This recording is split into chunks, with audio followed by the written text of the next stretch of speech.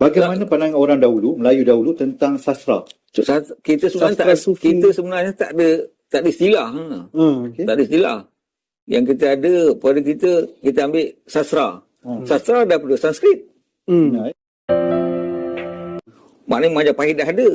Sebelum Melaka, Majapahit. Jadi maknanya jauh. Tapi orang Melayu, dia lambat. Dia tak ada tulisan. Jauh. Tapi orang Melayu, dia lambat. Dia tak ada tulisan. Kalau kita tengok, dia sastra Lipo Lara ni sastra rakyat. Mana dia tak ada pengaruh lah dengan sastra. Dia mungkin dia penciptaan tempatan. Tapi kalau kita tengok Lipo Lara dekat sebelah sini, kebanyakannya kita dapat daripada Indonesia punya. Itulah nasib kaum Melayu palsu di negeri Judikasino Malaides. Mereka sebenarnya tidak punya peradaban yang hebat di masa lalu. Sebab, wilayah Semenanjung Malaya memang merupakan daerah jajahan dari berbagai bangsa, baik bangsa di Asia Tenggara maupun bangsa dari Eropa. Bahkan, kerajaan Aceh pun sanggup menjajah Malaya. Buktinya, tidak ada peninggalan sejarah yang besar di Semenanjung Malaya. Selain itu, kaum Melayu Malaides juga tidak memiliki aksara atau huruf sendiri. Bagaimana mungkin kaum yang mengaku hebat, tapi tak mampu bikin aksara sendiri? Bahkan bahasa Melayu pun bukan berasal dari Semenanjung Malaya, melainkan dari Sumatera. Nah, untuk menutupi semua kelemahan itu, kaum Melayu Malaides kemudian suka cakap besar dan suka bikin dongeng. Mereka mengklaim sebagai keturunan para nabi, dan mereka mengklaim sebagai pusat peradaban di Asia Tenggara. Berikut ini bukti lemahnya peradaban Melayu Malaides.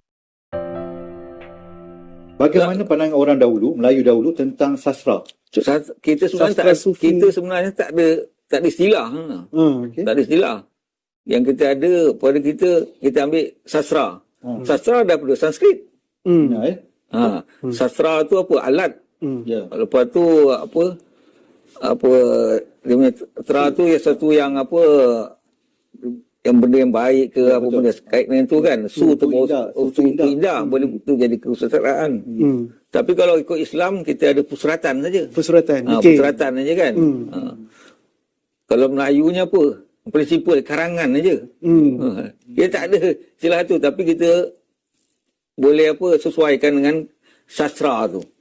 Jadi kita ambil, kalau kita tengok balik pada yang bincang tadi kait dengan apa namanya karya-karya tadi tu, kita berubah daripada cerita-cerita lisan dan sebagainya. Lepas tu maju dengan masuknya apa nama ni, bukan mesti cetak, masuknya Islam dan sebagainya. Semuanya Islam ni dia akan berpusat di istana. Di Melaka ke, di Aceh, mana-mana di istana. Di istana tu menyediakan apa? Peluang untuk dia mengembangkan agama Islam. Secara tak langsung dia mengembangkan bawa cerita-cerita Nabi, cerita tentang pahlawan Islam dan sebagainya, kembang dari situ. Lepas tu yang betul-betul Melayu punya sini kan, Melayu punya di Riau lah. Raja Ali Haji dan sebagainya tu dia ada apa, ada dua karya di situ.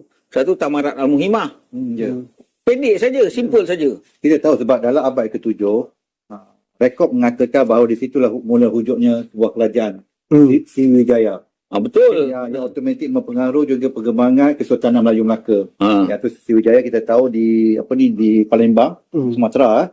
Dari situlah berkembangnya Temasek Singapura, dan sebelumnya dia punya keturunan ataupun salah silanya Raja Peramiswara ke Melaka kan. Kemudian kita nak kaitkan tentang perkembangan sastra ni dengan negara.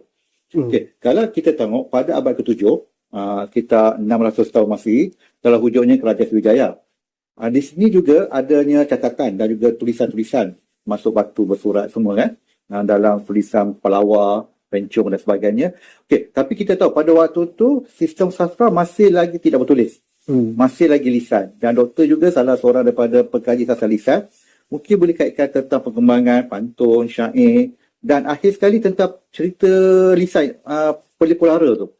Kalau kita pergi zaman tu kan, dia lebih kepada budak yang kita tak dapat gambaran apa benda pun. Kalau kita tengok dalam cerita-cerita lisan kita pun tak ada merujuk ke situ. Tak ada. Tak ada. Dia kebanyakan tempatan Melayu, gambar Melayu dan sebagainya. Pasal di situ nanti daripada abad ke-7 tu, kalau kita nak pergi kaitkan dengan ke Melaka, naiknya kaitkan Palembang, nak apa, Permesuaran zaman tu tahun berapa tu? Berapa abad tu? Dia dah dekat abad abad ke-14 kan? 14-15. Maknanya Majapahit dah ada. Sebelum Melaka, Majapahit. Jadi maknanya jauh. Tapi orang Melayu, dia lambat. Dia tak ada tulisan. Kalau ada pun kemudiannya ada tulisan yang kait dengan apa? Jawi pun belum lagi. Bila Islam datang, baru dia berubah. Lah. Pasal Islam tuntut kita membaca.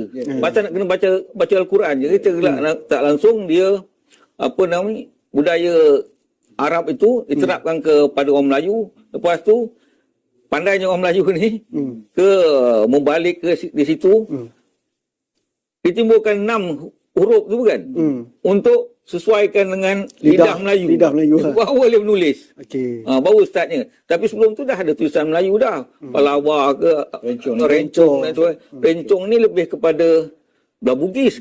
Bugis. Kat Malaysia ni, dekat belah sini, Sumatera dan sebagainya, tulisan Kawi kan. Tapi kebanyakannya tulis kepada apa namanya, batu, surat dan sebagainya. Daun lontar tu. Daun lontar Bugis. Bugis. Okey, tulisan Rencong tu lah. Kita tak ada. Tapi kita kalau kita tengok sebetul manuskrip Melayu semua datang bila ada kertas. Okey. Dulu orang cerita bukan yang membaca. Dia cerita, orang lain dengar. Dan bercerita dia turun tu lisan tu.